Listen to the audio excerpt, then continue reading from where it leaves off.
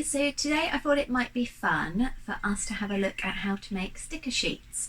I have shared before on my channel how to make round logo stickers, but today we're going to make something a little bit more complex. So I thought it would be nice to show you the process from start to finish. The first thing that I will mention is I have trialed so many different sticker sheets that are printable, and the best one that I have found by far is this Evergreen Goods sticker, and this one is a matte vinyl. I will drop the link down below for you. For my normal logo packaging stickers, I just use their paper base and that works fine.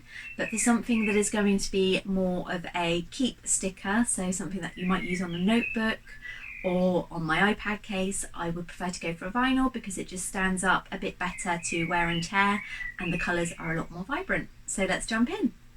Once I've pulled up the image that I want to use as a sticker, I use the monoline pen, which is a free included pen with the Procreate brushes. I believe it's usually in calligraphy. And I start to trace around the outside with a great big thick white border. I do that twice, and that just gives the cutting blade something to offset against. It also looks much better when it's on the sticker pack.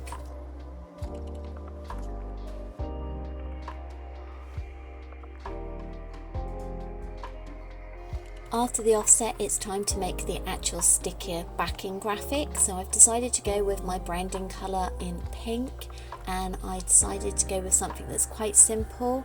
It ties in well with the Froggo illustration, but it isn't so overpowering that it's going to detract from the design itself. So I just designed all of this in Procreate, and I just had a message pop up, so I've just used my logo to block that out.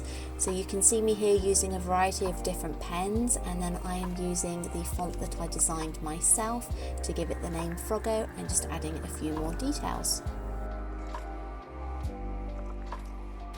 For this next bit, I'm sorry, I'm not quite sure what's going on with the screen there. As you can see with some other bits later on in this video, it filmed fine, but with this part, for some reason, I just couldn't get it to sit right. So I've now pulled up Silhouette Studio, and I have imported all of the designs that I want to use for stickers. So you can see my different frogs there. I'm just sizing them all down and placing them on the backing so that I can obviously have a good idea of scale. If you are interested in knowing, the backing itself measures 11 centimeters wide by 16 centimeters tall. So now I need to tell the machine where to cut around. So I have traced the whole image, and then I've told it to just trace the outside. But because I want to make sure that it doesn't cut too close to the image itself and rather on the white bit, I then use an internal offset just to ensure that the line is going to cut close enough to what I want. And then I move them all back over onto the backing paper. I like to group the actual cut line with the image so that they will move as a whole, and you can just see me doing this individually now. I'm just having a play around with the scale for each, making sure that I'm happy with where the offset line is going to cut, and obviously how they are going to look on the sticker pack.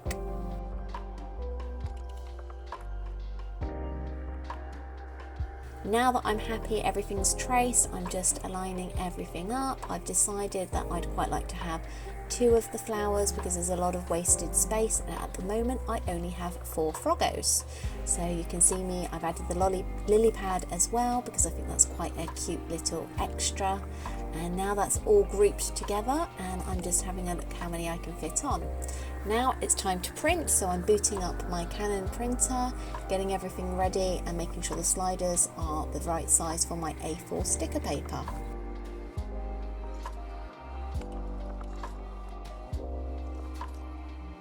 I'm now telling the printer the print settings that I want it to create, and then it's sending off ready to print it.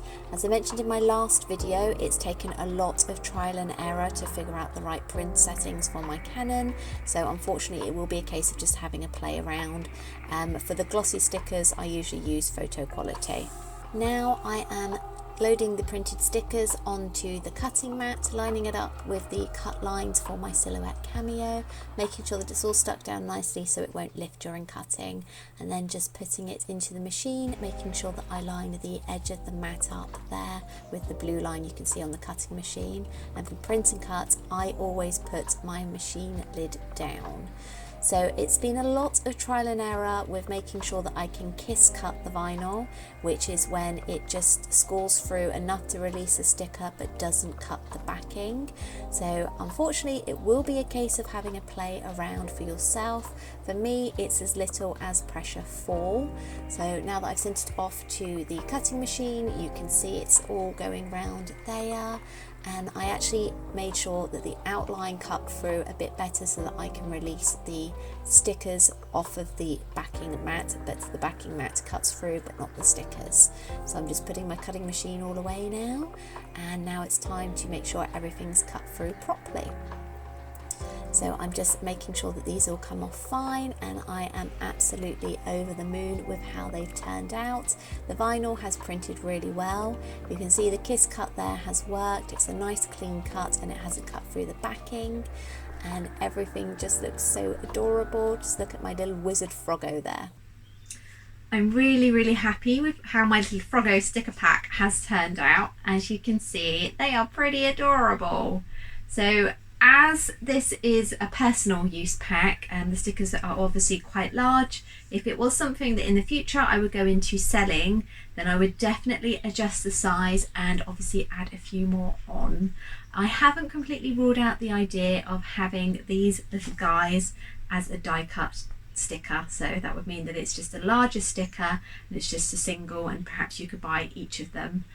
Coming throughout the year over on my other channel, the Illustrated Avocado, which you will find on Instagram, I will be adding different holiday themed Froggos, so I can't wait to do a Halloween one and a Christmas one too.